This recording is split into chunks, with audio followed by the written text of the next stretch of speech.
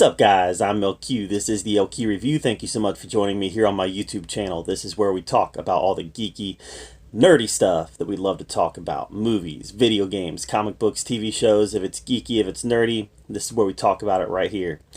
And right now I want to give you guys my review of the Netflix original movie, Holidate. It just dropped this week. And, you know, I can be a sucker for rom-coms. I don't like most of them, to be fair, but the good ones, I enjoy. And Holidate is got a simple premise. Two singles who are tired of the dating scene, really, tired of bringing strangers into holiday situations, be it Christmas, be it New Year's, be it Easter, be it whatever it might be, especially holiday situations that involve family. They decide, hey, you know what, we get along okay. Let's be each other's holidates. There's not going to be any stress. There's not going to be any pressure.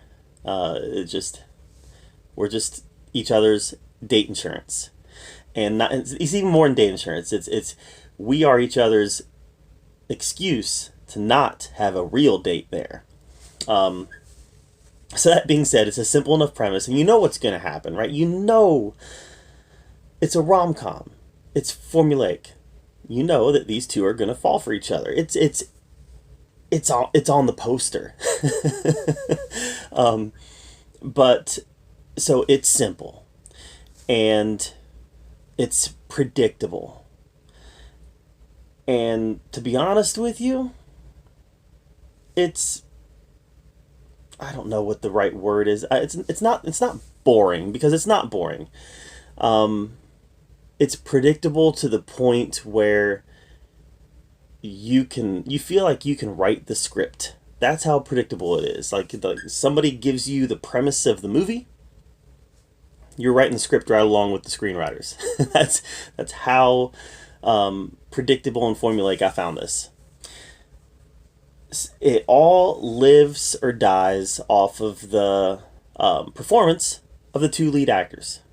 And in this case, it's Emma Roberts and Luke Bracey. So I don't know a lot about Luke Bracey. Obviously, he's an Australian actor. Played in Hacksaw Ridge, Point Break, G.I. Joe Retaliation. I think I remember him in Hacksaw Ridge. I don't really remember him in G.I. Joe Retaliation. To be fair, I only saw that movie like once. So I don't have a lot of experience with this guy. As I was watching it, I remember commenting to my wife that he was kind of a poor man's Chris Hemsworth. He has kind of the same. I mean, obviously he has the same accent. That's obvious because he's from Australia, but he had a lot of the same charm. A lot of the way that he carried himself and the way that his physicality with his comedy. I mean, it was all very similar to Chris Hemsworth. So with that came a certain amount of charm and a certain amount of likability, to where I really liked his character a lot.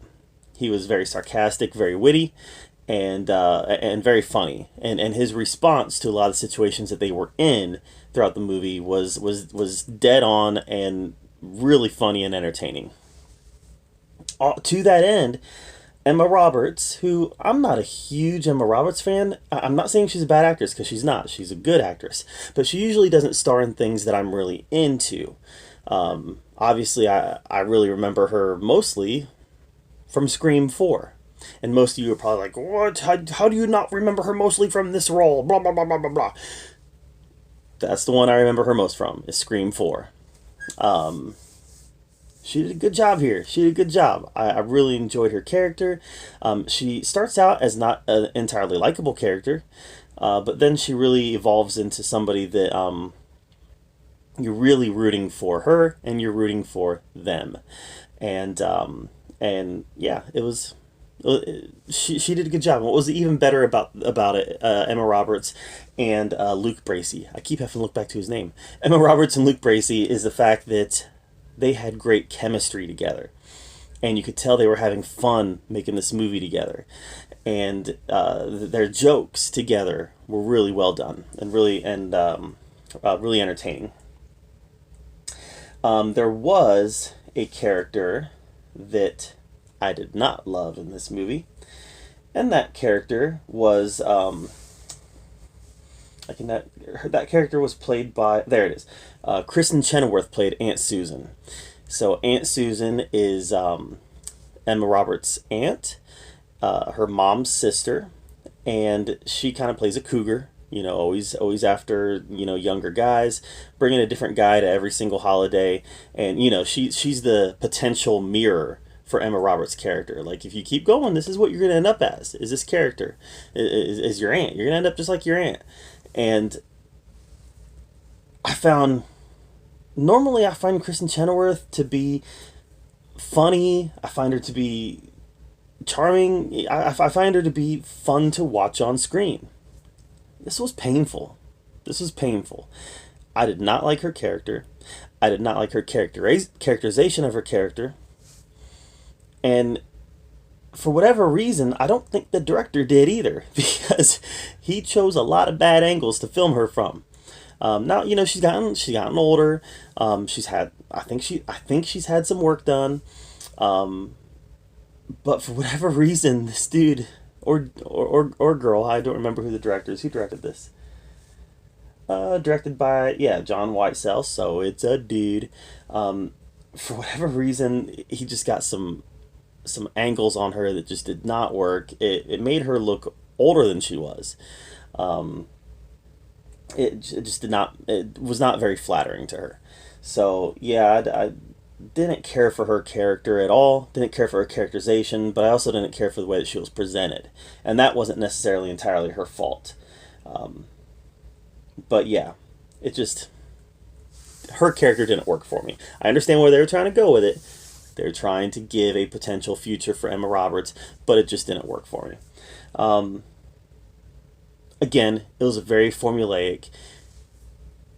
Guy meets girl, guy gets girl, guy loses girl, guy gets girl back. That's a rom-com.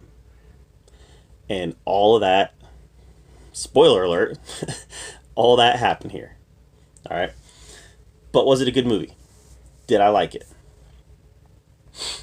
Yeah. I liked it. I had a good time, and I laughed a lot. And there was a couple scenes that, one scene in particular, my wife and I were rolling. We were laughing hard for a continuous amount of time. So there was some good, funny content in here. It was a little more vulgar than a lot of romantic comedies are willing to get. It definitely had a very R rating, but it wasn't because of nudity. There was no nudity. There was some suggested stuff, but there was no nudity on screen. But it was language and I think drug and alcohol use. But the language was there. The language was there in terms of profanity, and it was there in terms of the content on what was said, because it was rather, it was more vulgar than most romantic comedies go. Most romantic comedies like to retain that PG-13 rating, and this one would not have had a PG-13 rating. But I had a really good time with it. I thought it was really funny. The main characters had a lot of good chemistry together, and it was just a good time to sit down and unwind and enjoy a romantic comedy with my wife. And we had a good time. I don't know that I would classify this as a Christmas movie. It begins at Christmas, ends at Christmas, but it goes through a whole year. But it was good. It was fun. So I liked it. I'm going to give it a B. It was a solid B movie. It wasn't a B movie, but its grade was a solid B. I enjoyed it, and we will revisit this one from time to time, because it was fun and it was funny. So, but that's just my opinion. What did you think of the new Netflix original movie Holidate? Let me know in the comments down below if you liked it. Make sure you subscribe to my channel. I put out a lot of content. Want to make sure you're up to date with what I'm doing. And as always, thank you for joining me here at the Yoki Review, where we get to talk about all the geeky, nerdy stuff we love to talk about. Until next time, we'll see you later.